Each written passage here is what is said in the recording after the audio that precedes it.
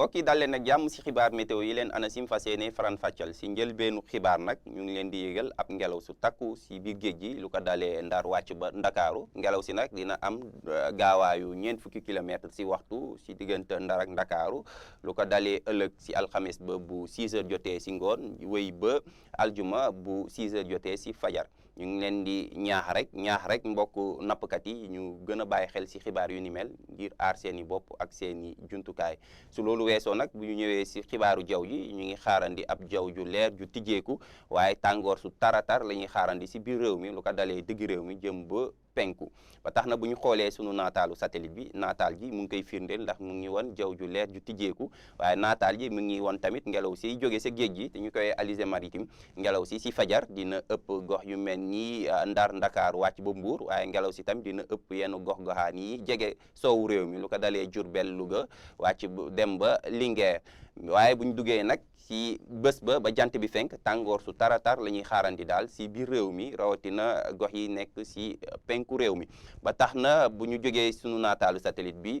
boole ko ak yeneen jumtuwaay yu ñuy càmbar ñu ngi xaarandi si wàllum prévision lu ko dalee tey si guddi jëm ëllëg sa fajar as tuut seddaay daal si gox yi nekk si tefesu réew mi lu ko dalee Ndar Ndakaar wàcc ba Mbuur ndax ñu ngi xaarandi ñaar fukki degré si diggante Ndar dem ba Ndakaaru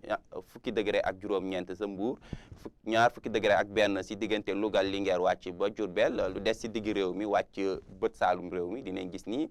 tàngooru fajar si dina jógee si ñaar fukki degré ak ñaar dem ba ñaar fukki degré ak juróom foofee sa Podor waaye nu ñuy gën a jegee penku réew mi daal tàngoor fajar si di gën a yokku ndax ñu ngi xaarandi daal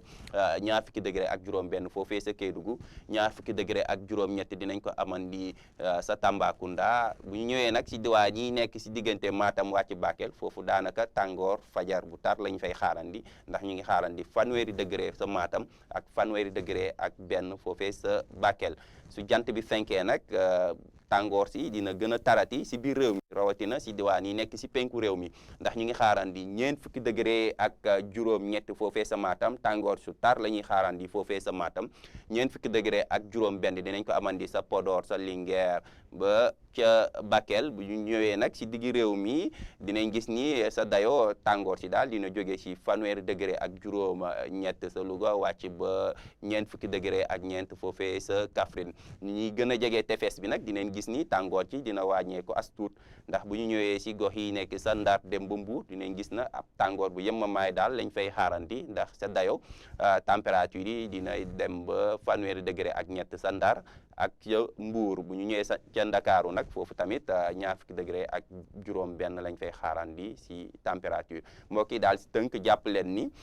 ñu ngi leen di yëgal ab ngelaw su takku si géej gi lu ko dalee Ndar wàcc ba Ndakaaru ngelaw si dina am gaawaay 40 kilomètres si waxtu tàmbali nag ëllëg alxames ba bu 6 heures jotee si ngoon wéy ba aljuma si 6 heures si fajar ñu ngi ñaaxar rek sunu mbokk nappkat yi ñu gën a bàyyi xel si xibaar yu ni mel ngir aar seen bopp ak aar seeni jumtukaay di leen yëgal tamit tàngoor su tar la ñuy xaarandi ëllëg si biir réew mi rawatina digg réew mi jëm penku foofee sa Matam ñu ngi fay xaarandi ñeent fukki degré ak juróom-ñett si température mbokk yi lii moo fi rusoon si ay xibaar météo ñu ngi leen di jox dig daje ba ëllëg